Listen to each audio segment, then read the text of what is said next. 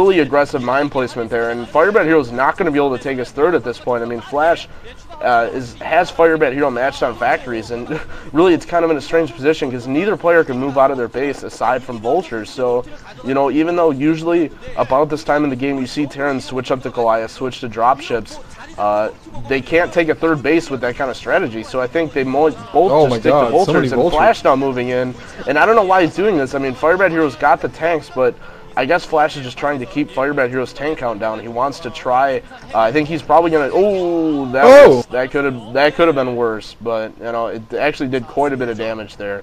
But I'm guessing because Flash is picking off FireBatHero's tanks, he's probably gonna take an expansion and start building some tanks of his own, trying to get back up on tank count.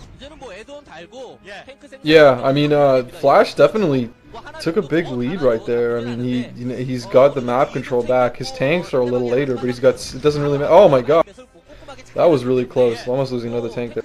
Yeah, the FireBatHero got tanked sooner, but there's just so many mines here. I mean, it's gonna take him like 2 or 3 scans to. Oh my god, that's just an insane amount of mines. He's gonna take him like 2 or 3 scans by the time he cleans all those out, and even he's not gonna even be able to because there's just tons more vultures coming in. I mean, just so many vultures by Flash, totally neutralizing the fact that he was behind on factory.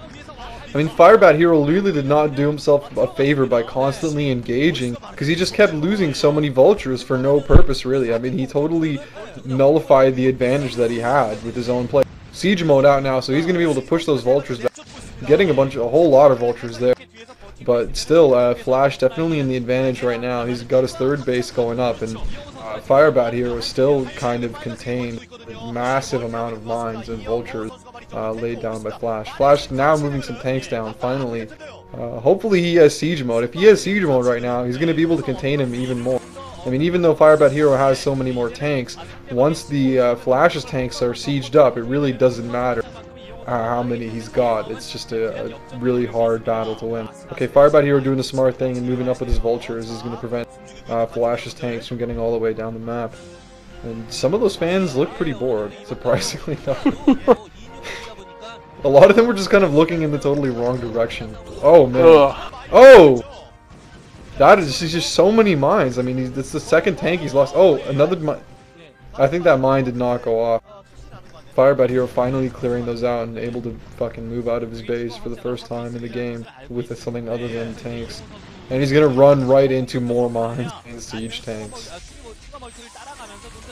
Yeah, Flash is getting both of the gas expansions. I mean, he stopped FireBatHero from taking that base, but wow, FireBatHero has a lot of tanks, and I think FBH is going to have to realize now that he's got a huge tank advantage. Hopefully he knows this, and I think FireBatHero should really be a lot more aggressive right now because Flash only has 3 tanks. He's forced to retreat to the low ground, and FireBatHero is behind on expansions. Flash already taking his 4th, while FireBatHero lost his SCV actually on that command center, and he's probably going to be forced to cancel that command center. So FireBatHero is actually falling behind in this game really far. He does have a really large military advantage with those tanks, and Flash just constantly doing whatever he can to slow those down. I mean, just sieging one tank at a time, making it just as annoying as possible for FireBatHero to move out of his base. And pretty soon Flash is going to be able to catch up on tank count because he's had so many factories from just mass vulture production. Now FireBatHero with 3 machine shops.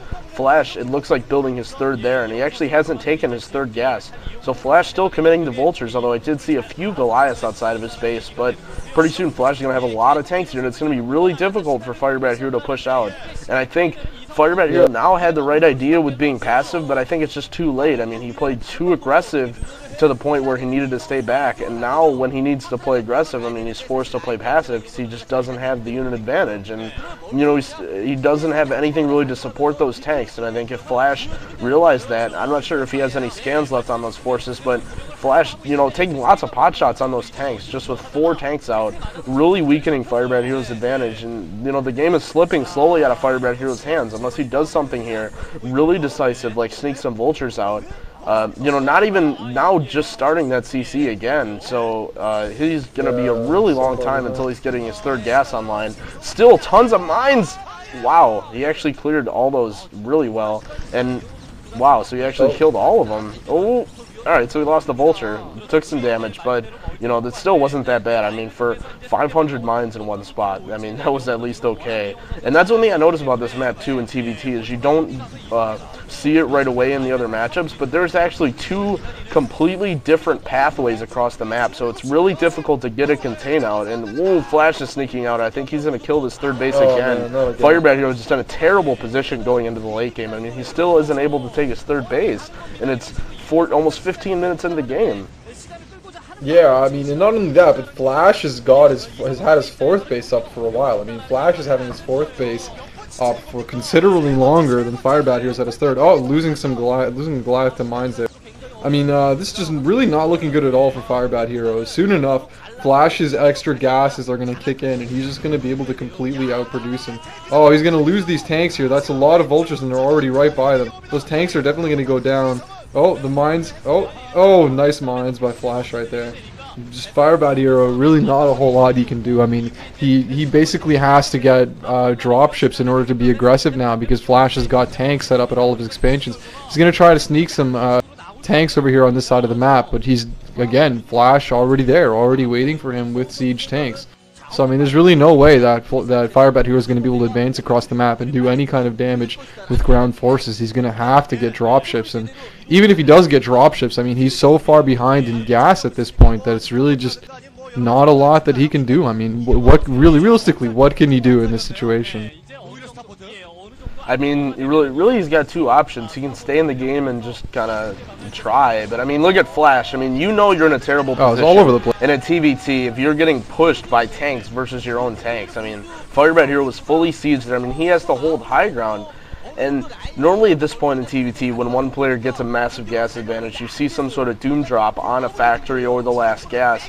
But Flash, I mean, he might even be able just to push right through FireBatHero's forces. I mean, only 3 tanks, and FireBatHero is forced to defend on 2 different fronts. And, you know, kind of surprising, but Flash might be able to push out both of those fronts. Now only 1 tank left for FireBatHero with a full control group left for Flash.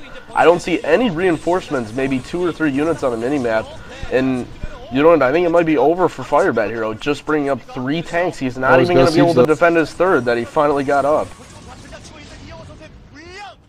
Yeah, I mean, this third's going to die almost instantaneously.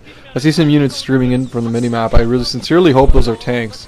Okay, they are tanks. It's 3 tanks, but still, it's not going to do enough. The vultures are already right there. Going to lay down some mines. The mines are going to take out those tanks, and he's still got like a good 8 tanks left of his own. And it just, I mean, too little, too late. I mean, the third base going to go down again. That's it. That's going to be GG. I mean, that's just too much. You can't lose your third base at this point in the game when your opponent has 5. Yeah, and that's the unfortunate thing for FireBatHero. He's one of those players that likes to sit in the game so long, and I have to give him credit. I don't think he realized that Flash had taken that 4th base so early, and that was a good move from Flash. You know, once he realized that he has an advantage, not only going for his 3rd base to get the lead, but going for the 4th base at the same time, so that even if FireBatHero had mirrored his expansion timing, he still would be ahead. And you know, like I said, FireBatHero has this thing where he likes to sit in the game pretty much until every single one of his buildings is eliminated. So, you know, even though he's probably only mining off of 1.5 bases here, getting rolled over by a 5-base Terran, FireBatHero is going to sit here. And, you know, this is kind of one of my least favorite things. I mean, I don't like to see, you know, it seems like at the level of play, like if you've ever watched, and now FireBatHero GG, but at the level of play that they play at, I mean, it's almost tiring. You know, it's physically demanding what they do, and it seems like if you're at a loss, FireBatHero now has to win 2 consecutive games, and, you know, wearing himself out and playing more than he should, I don't think that really helps him. But yeah, Flash, I think, was FireBatHero's toughest opponent, so as much as I don't want to see FireBatHero go, I think he still has a shot at getting out of this group. But Flash is looking really good.